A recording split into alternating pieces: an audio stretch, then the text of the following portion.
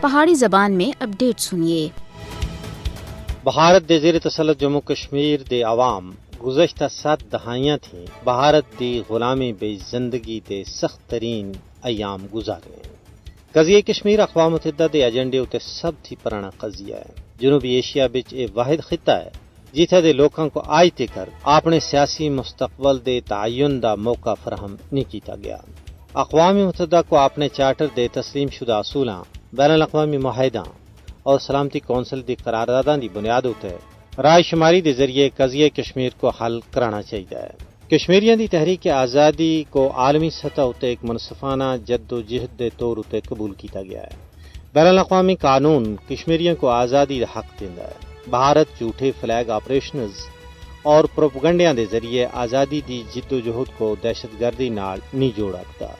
کشمیری اقوام متحدہ دے زیر اہتمام رائے شماری دی حصول تکر جد و جہد جاری رکھنا واسطے پرعزم ہے۔ کشمیر تے اقوام متحدہ دی قرارداداں گواہ ہیں کہ عالمی سطح تے ایک تسلیم شدہ تنازع ہے۔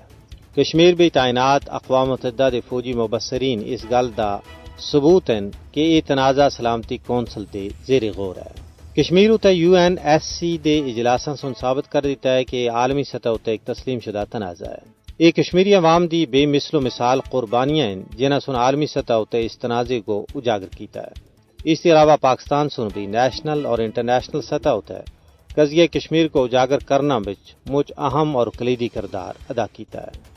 مودی حکومت دے 5 اگست 2019 دے اقدامات جموں کشمیر دی بین الاقوامی سطح تے تسلیم شدہ حیثیت کو کسی بھی صورت پہ تبدیل نہیں کر رکھتے۔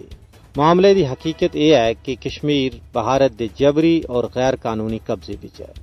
اقوام متحدہ کو جموں کشمیر تے بھارت دا ناجائز قبضہ ختم کرانا واسطے دباؤ بنانا چاہیے۔ بھارت کو بنگار کے آخنا چاہیے کہ کشمیر اس کا اندرونی مسئلہ نہیں بلکہ ایک عالمی مسئلہ ہے۔